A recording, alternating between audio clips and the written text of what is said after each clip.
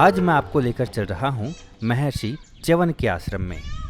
नमस्कार दोस्तों, देविका टीवी में मैं संजय शर्मा आप सभी का फिर से हार्दिक स्वागत करता हूं। दोस्तों, आज मैं आया हूं ऋषि च्यवन के आश्रम में ढोसी पर्वत। इसी पर्वत पर ऋषि च्यवन ने तपस्या की थी। वहां ऋषि च्यवन के आश्रम में पहुंचने के लिए सबसे पहले हमें इस पर्वत के ऊपर चढ़ना होगा और दूसरी तरफ थोड़ा उतरने के बाद में ऋषि च्यवन का आश्रम है।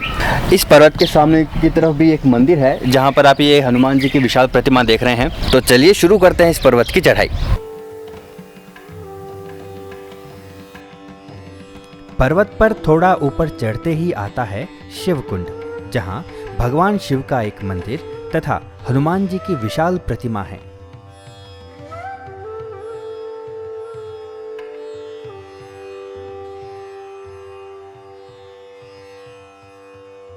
महर्षि च्यवन के आश्रम के लिए यहां से ऊपर पर्वत के शिखर पर जाना होगा।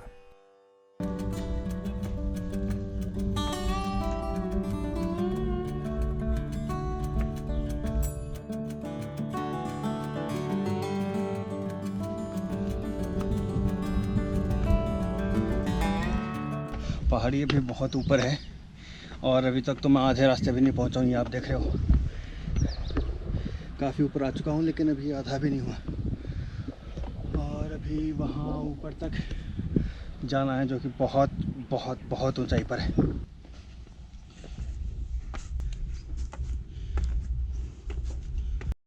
यहाँ से जुड़ी कथा कुछ ऐसी है कि एक सूर्यवंशी राजा अपने परिवार के साथ यहाँ आए थे और उस वक्त ऋषि च्यवन जो है वो यहाँ तपस्या में लीन थे। वो तपस्या में इतने लीन थे कि उनके शरीर पर मिट्टी की मोटी परत जम गई थी।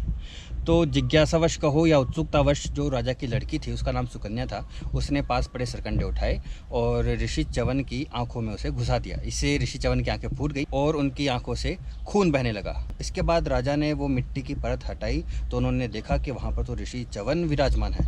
उन्होंने अपने परिवार के साथ ऋषि च्यवन से क्षमा मांगी और जो राजा की लड़की थी सुकन्या, उसने भी पश्चाताप स्वरूप ऋषि च्यवन से विवाह कर लिया।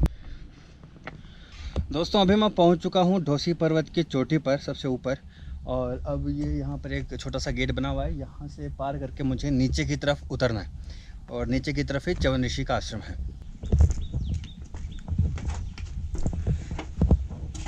ये गेट पार करके उतरना शुरू होता है।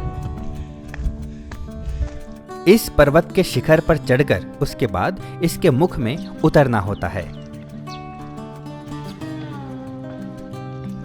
इसके मुख के बीचों बीच स्थित है महर्षि च्यवन का आश्रम, जहां बरगद, नीम आदि वृक्ष, हरी भरी घास, शीतल और मीठे पानी से लबालब चंद्रकूप नामक कुआं, कुंड, मंदिर, मयूरों के पीहू पीहू की मीठी आवाजें, चिड़ियाओं की चहचहाहट, रंभाती गायें और बछड़ों की अठखेलियां आदि इस पावन स्थान को रमणीय बनाते हैं। ये वही स्थान है जहाँ पर अश्विनी कुमारों ने महर्षि च्यवन के लिए च्यवनप्राश का निर्माण किया था। आर्यों के प्राचीनतम 3 ऋषियों में से एक महर्षि भृगु थे। उनके पुत्र महर्षि दधीच तथा महर्षि दधीच के पुत्र महर्षि च्यवन थे। महाभारत के अनुसार कुरु जनपद में बहने वाली वधूसरा नदी के पास ही महर्षि च्यवन का आश्रम था। यही स्थान आजकल ढोसी कहलाता है। यह एक बहुत ही रमणीय पहाड़ी है। शतपथ ब्राह्मण के अनुसार यहीं पर एक कुंड में स्नान करके महर्षि च्यवन रोगमुक्त होकर पुनः युवा हो गए थे। ऐसी मान्यता है कि वही कुंड आज का चंद्रकूप है।